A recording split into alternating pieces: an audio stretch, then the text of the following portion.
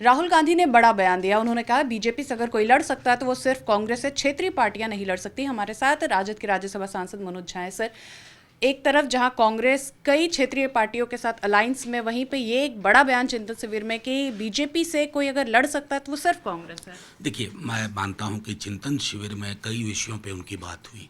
जो एक central theme था, जो मुख्य बिंदु, केंद्र बिंदु था, उससे थोड़ा ये बयान इतर जाता है। और ये बयान मैं समझता हूँ ग्राह्य नहीं होता है सहज तरीके से, क्योंकि अगर आप समकालीन इतिहास का और समकालीन डेटा का एनालिसिस करें, बिहार का चुनाव अभी 2020 के अक्टूबर-नवंबर में हुआ, तो प्रधानमंत्री जी और भाजपा का फोकस क्या था अटैक का? तेजस्वी जी, राष्ट्रीय जनता दल, हमारे राष्ट्रीय अध्यक्ष लालू जी।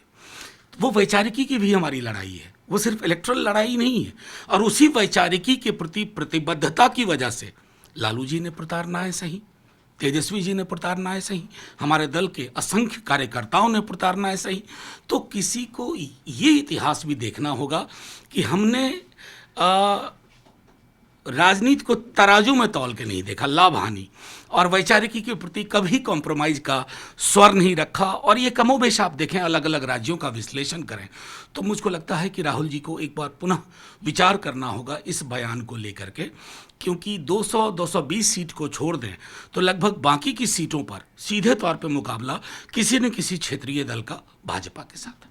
बिहार में कांग्रेस और राजद में अच्छा खासा दरार है। इस बयान के बाद ये दरार दोबारा से बढ़ते हुए नजर आएगा। देखिए, ये जो दरार जिसको आप कह रहे हैं, थोड़ा अतिरेक में, एक्सट्रीम का स्टेटमेंट, ऐसा है नहीं। कुछ एपिसोडिक इश्यूज हुए थे जिस पे हमने निर्णय किया, जैसे बोचहा में देखिए कि हमारे उम्मीदवार और कांग्रेस के उम्मीदवार, या फिर बांकी तारापुर का था, कुशेश्वर स्थान का था, उसको एपिसोडिक नज़रिए से देखा जाए। हमारे नेता प्रतिपक्ष तेजस्वी जी बार बार कह चुके हैं कि 220-25 सीटों पर कांग्रेस का सीधा मुकाबला है बीजेपी से, वहाँ आप आगे बढ़िए। और इन राज्यों में जहाँ आप ड्राइविंग सीट में दीजिए क्षेत्रीय दल को और आप सही यात्री की भूमिका में रहिए। ये ब्लूप्रिंट सक्सेस का ब्लूप्रिंट है। संदेश भी अच्छा जाएगा आवाम को, कार्यक्रम बेहतर बनकर उभरे, और हम 24 की तैयारी इसी दृष्टिकोण से करें। बीते दिनों राहुल गांधी से चाहे बिहार हो, झारखंड हो, तमाम प्रदेशों के कांग्रेस के लीडर्स मिल रहे हैं। जब भी वो मिलते हैं निकल के, तो वो ओवर कॉन्फिडेंस या कॉन्फिडेंस में कहते हैं अब हम लोग फ्रंट पे हैं, हम लोग किसी भी दल के साथ गठबंधन में ज़रूर है लेकिन हम अपना स्टैंड लेंगे। झारखंड में भी वही देखने को मिला और बीते दिनों जो चुनाव हुए बिहार में भी वही देखने को मिला।